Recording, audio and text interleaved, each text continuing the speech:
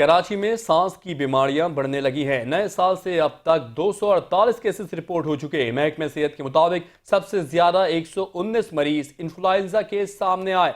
मजीद तफसीलात जानते हैं हमारे नुमाइंदा अरूज रिजवी से। जी अरूज, बताइएगा इन्फ्लुएंजा बीमारी के हवाले से। जी बिल्कुल, कराची में सांस की बीमारियां खतरनाक हद तक फैलने लगी है। महकमा सेहत सिंध के मुताबिक नए साल के आगाज से 13 फरवरी तक 248 केसेस रिपोर्ट हुए हैं। अस्पतालों में इन्फ्लुएंजा H1N1 के सबसे ज्यादा जो है 119 मरीज सामने आए हैं, जिनमें 99 केस निजी अस्पतालों में, 20 जो है डाउ अस्पताल में रिपोर्ट हुए हैं।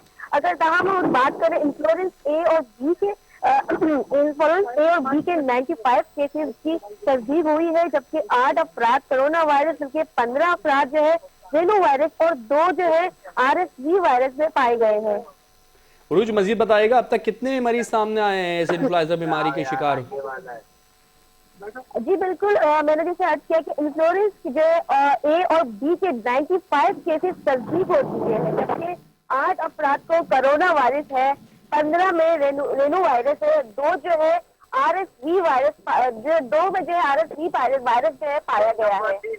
बहुत शुक्रिया अरूज रिजवी, आप हमें अपडेट कर रही थी।